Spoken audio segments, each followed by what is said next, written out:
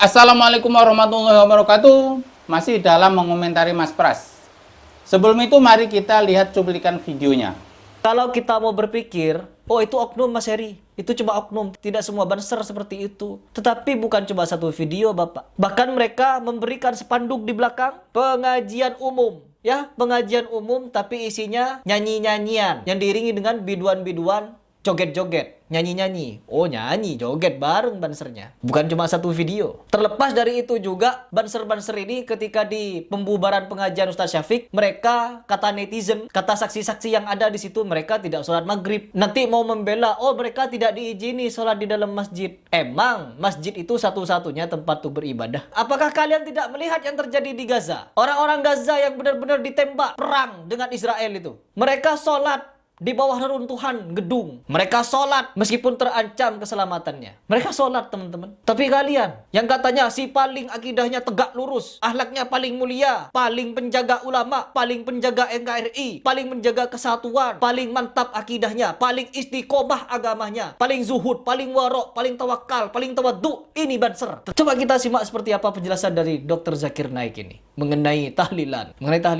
Saya juga pelaku tahlilan. Bahkan kemarin 2022 saya masih pulang. Ketika almarhum bapak saya meninggal, saya pulang ke sana dan membiayai tahlilannya. Tetapi setelah saya menyimak beberapa pendapat dari orang-orang yang kalian tuduh-tuduh salafi pemecah belah ini, ada benernya juga apa yang mereka sampaikan. Ribet teman-teman. Tahlilan itu ribet. Kita simak dulu seperti apa penjelasan dari Dr. Zakir Naik. Nanti saya akan jelaskan kepada kalian bagaimana ribetnya tahlilan itu. They gather together to, when somebody dies, they gather together and read Quran for the Answer the question. What sister is talking about Quran Khani, that there are some Muslims who after a person dies, they gather together and they read the Quran, thinking that it will be good for the person who's dead. Sister, there is no Quranic verse or there is no hadith of the Prophet which wherever, anywhere it's mentioned that you should do this. If a person is alive, when he's alive, you should read the Quran. Now imagine a person dies and then you read the Quran for him. There is no evidence in the Quran or the Hadith. This is a bidah sister. It is an innovation. That is not what the Prophet has ever asked. So those people that do that is wrong. Yes, if you want to read the Quran, you can read anytime. It is good. Read with understanding so that you get the guidance and you implement on the guidance of Allah subhanahu wa ta'ala. Ya, itu adalah pernyataan dari Dr. Zakir Naik.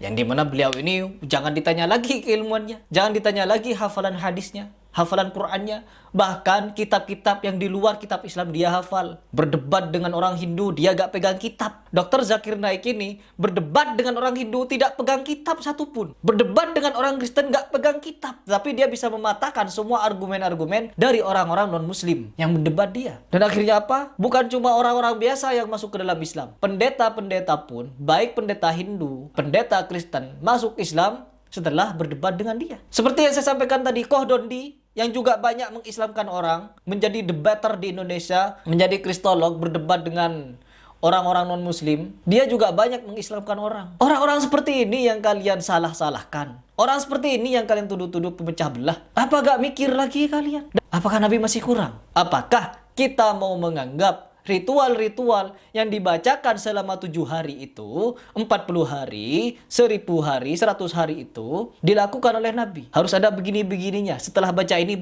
setelah baca ini. Habis itu Yasin, habis itu doa, habis ini, begini. Ada tuntunannya, tuntunan tahlilan. Apakah Nabi tidak tahu bagaimana cara untuk memberikan hadiah yang terbaik kepada orang yang sudah meninggal? Sampai-sampai kita harus bikin-bikin lagi ritual seperti itu. Bukan saya yang ngomong, Dr. Zakir Naik. Apakah kita masih menganggap apa yang diajarkan Nabi masih kurang sampai-sampai kita bikin-bikin yang baru lagi? Saya tidak peduli sekarang mau dijuluki Wahabi dan apa yang kalian maksud itu. Paling tidak saya sefrekuensi dengan Dr. Zakir Naik yang sudah banyak mengislamkan orang. Yang mau menjelaskan ilmu apapun dia jarang buka-buka kitab. Bahkan di debat terbuka pun, di debat akbar dia jarang membawa kitab. Apa itu kalau bukan karomah? Apa itu kalau bukan pemberian Allah Subhanahu wa taala? Pikirkan sendiri. Bukannya kalau Wahabi Salafi itu bersandarnya kepada Al-Quran dan Al-Hadis. Lalu di video ini, Mas Pras kok bersandarnya kepada Dr. Zakir Naik? Kok tidak ke Al-Quran dan Al-Hadis? Kok ada karomah juga? Saya tidak peduli kalau saya dibilang ahli bid'ah atau yang lainnya. Yang penting saya satu frekuensi dengan Gus Baha. Saya tidak peduli kalau saya dibilang ahli bid'ah atau yang lainnya. Yang penting saya satu frekuensi dengan Gus Baha, sefrekuensi dengan Gus Baha. Mungkin itu saja yang saya sampaikan. Assalamualaikum warahmatullahi wabarakatuh.